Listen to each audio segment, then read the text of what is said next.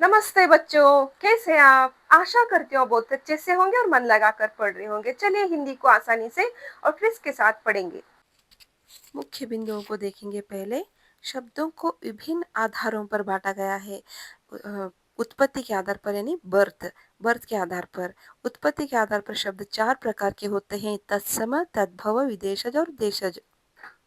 दूसरा है रचना के आधार पर शब्द तीन प्रकार के होते हैं। रचना का मतलब है क्रिएशन यानी क्रिएटिविटी करना यानी रचना, कुछ सृजन करना। रूढ़ शब्द, यौगिक शब्द, योग रूढ़ शब्द। अर्थ के आधार पर शब्द दो प्रकार के होते हैं। अर्थ का मतलब मीनिंग के ऊपर। सार्थक शब्द, निरर्थक शब्द।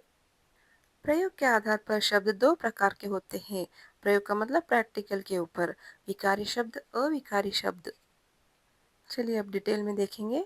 शब्दों को विभिन्न आधारों पर बांटा गया है। उत्पत्ति के आधारों पर शब्द चार प्रकार के होते हैं, यानी बर्थ के ऊपर शब्द चार प्रकार के होते हैं। पहला तत्सम, तद्भव, विदेशज और देशज।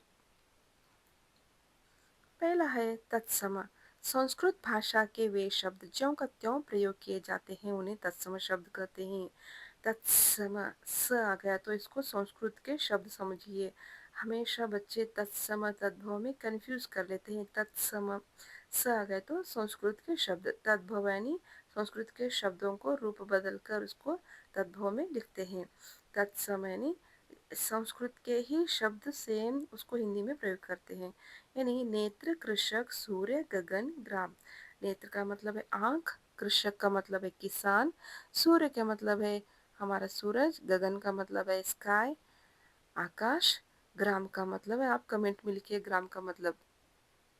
तद्भव संस्कृत के ऐसे शब्द जिनका रूप बदलकर हिंदी में प्रयोग किया जाता है उन्हें तद्भव कहते हैं। यानी संस्कृत के शब्दों को रूप बदल कर यानी थोड़ा मेकअप करके चेंजेस करके इसको प्रयोग किया जाता है। इसको हिंदी में प्रयोग करते हैं, इसे तद्भव कहते हैं। जैसे दंत को दांत कर दिया, दुग्ध को दूध, कृषक को किसान, अग्नि को आग, कर्ण को कान। इस तरह से संस्कृत के शब्द को रूप बदल कर हम तद्भव में इसे प्रयोग करते हैं, इसे तद्भव शब्द कहते हैं।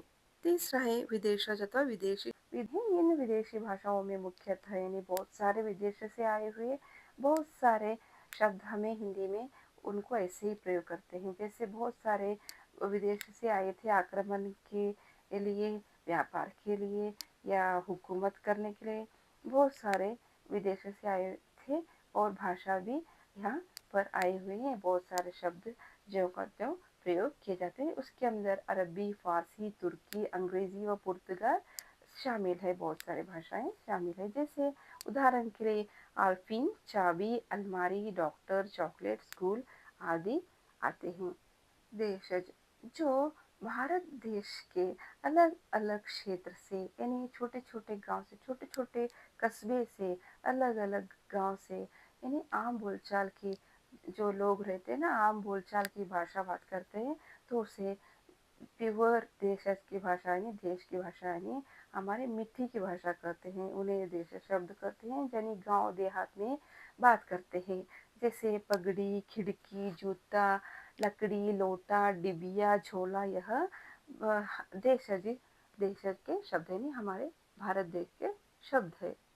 दूसरा है रचना के आधार पर शब्द तीन प्रकार के होते हैं। रचना का मतलब है क्रिएशन यानी कुछ सृजन करना, यानी कुछ भी काम करना यानी क्रिएटिविटी। रूढ़ शब्द, यौगिक शब्द, योग रूढ़ शब्द तीन प्रकार के होते हैं। पहला देखिए रूढ़ शब्द, वे शब्द जिनका टुकड़े करने पर कोई अर्थ नहीं निकलता उन्हें रूढ़ शब्द कहते हैं। जैसे फ प्लस ल अथवा फ धन ल, इसका मतलब फ का भी अर्थ नहीं है, ल का भी अर्थ नहीं है, यानी इसके टुकड़े करने से इसका अर्थ नहीं निकलता। ऐसे ही और एक उदाहरण देखेंगे, पे प्लस ढ यानी पे का भी अर्थ नहीं, ड का भी अर्थ नहीं।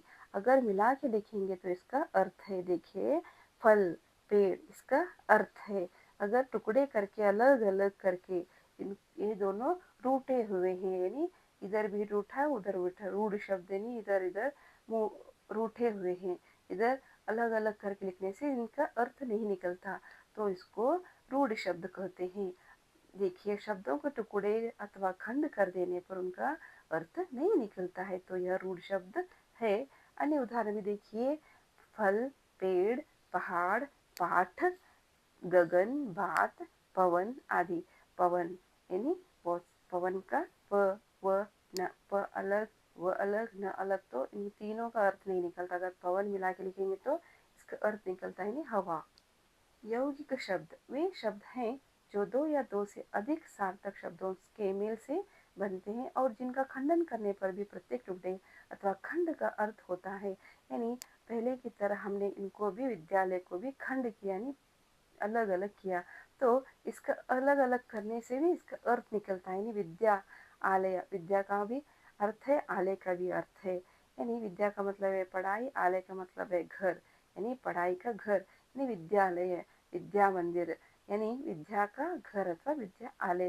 यानी इसका भी अर्थ है, इसका भी अर्थ है, मिला के लिखने से भी इनका भी अर्थ निकलता है, तो इसको यौगिक शब्द कहते हैं। अन्य उदाहरण देखिए बच्चों, हिमालय, प्रधानमंत्री, ईमानदार, सुगंध, पाठशाला आदि। तीसरा है योग रूढ़ शब्द वे शब्द हैं जो दो या दो से अधिक शब्दों के मेल से बनते हैं लेकिन अपने सामान्य अर्थ को छोड़कर किसी अन्य विशेष या तीसरे अर्थ के लिए रूढ़ अथवा प्रसिद्ध हो जाते हैं। यह शब्द आमतौर पर बहुव्रीहि समास के उदाहरण होते हैं, यानी यह अलग इशारा करता है। इसको हम लोग योग रूढ़ शब्द कहते हैं। यानी दशानन का मतलब है दश, दशानन का मतलब है 10, का मतलब है 10, 10। आनंद का मतलब मुख, यानी 10 फेसेस वाला, यानी रावण, ये रावण की तरफ इशारा कर रहा है, तो यह विशेष अर्थ इधर दिखाई देता है। यानी यह इशारा करता है दो शब्द, एक शब्द से दो या तीन शब्द मिलाकर होते हैं। यह दूसरे पर यह दो शब्द, तीन शब्द मिलाकर करने से यह अलग ही इशारा करता है। तो हम लोग दशानन का मतलब है 10 आनन, 10 मुख वाला, ने किसके तरफ इशारा कर रहा है? रावण की तरफ। अन्य उदाहरण देखिए, गजानन, चक्रपाणी, जलज, नीलकंठ, लंबोदर आदि। गजानन का मतलब है गणपति के तरह, यानी हाथी की मुख वाला, हाथी की मुख वाला, यानी गणपति। चक्रपाणी जो सुदर्शन चक्र हाथ में रखने वाला, यानी कृष्णा जी। जलज यानी पानी में पैदा हुआ, यानी कमल फूल। नीलकंठ, नील जिसका कंठ, यानी जिसका गला नीला है, जो विष पिए थे ना शिव जी, वह नीलकंठ यानी शिव का है। लंबोदर जिसका लंबा उदर यानी पेट बड़ा है, यह लंबोदर।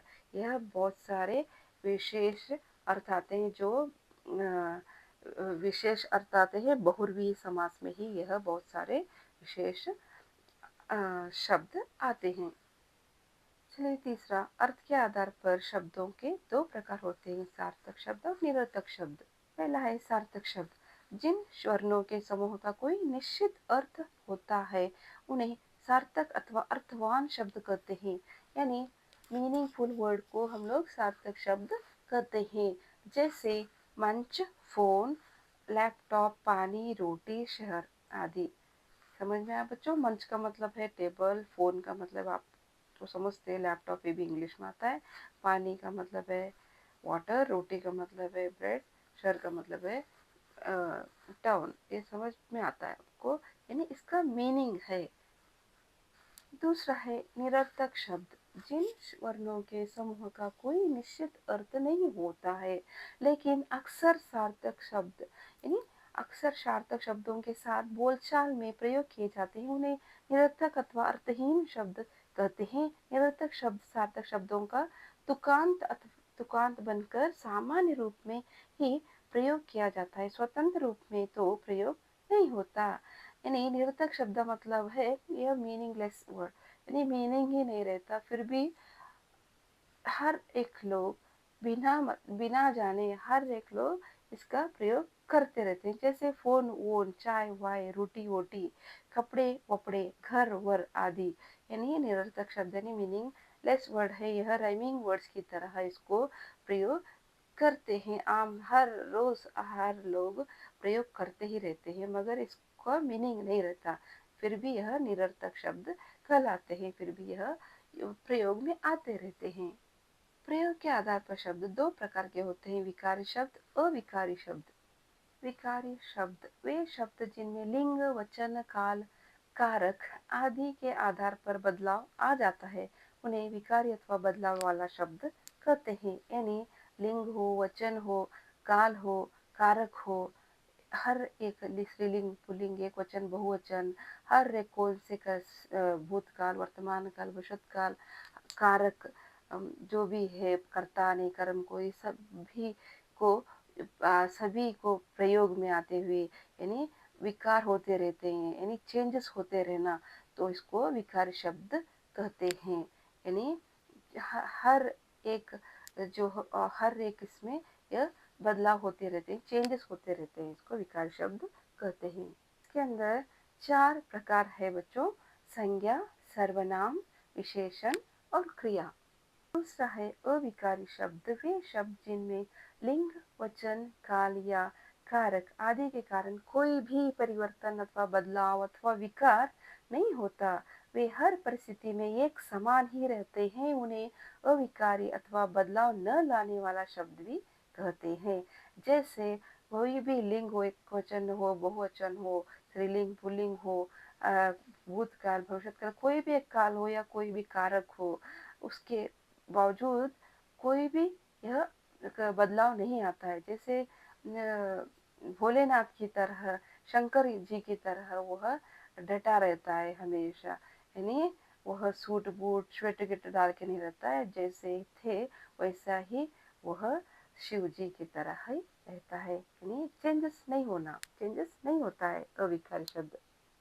अविकारी शब्द के 4 प्रकार होते हैं। पहला है क्रिया विशेषण, दूसरा है संबंध बोधक, तीसरा है समुच्चय बोधक, चौथा है विस्मयादि बोधक। चलिए, हमने क्या क्या पढ़ा आज। शब्दों को विभिन्न आधारों पर बांटा गया। हमने उत्पत्ति के आधारों पर 4 शब्दों को देखा, तत्सम, तद्भव, विदेशज और देशज को देखा। रचना के आधार पर 3 प्रकार होते हैं, रूढ़ शब्द, यौगिक शब्द, योग रूढ़ शब्द, ये देखा हमने बच्चों। अर्थ के आधार पर यानी मीनिंग के ऊपर सार्थक और निरर्थक शब्द भी देखा। प्रयोग के आधार पर यानी प्रैक्टिकल के आधार पर विकारी शब्द और अविकारी शब्द को भी देखा। धन्यवाद बच्चों। तो बच्चों, आपको ये वीडियो अच्छा लगा होगा। अगर अच्छा लगा तो लाइक, कमेंट, शेयर करना न भूलें। बेल आइकन भी दबा दीजिए। अगर कोई भी डाउट है तो कमेंट में लिखिए, इसका जवाब मैं कमेंट में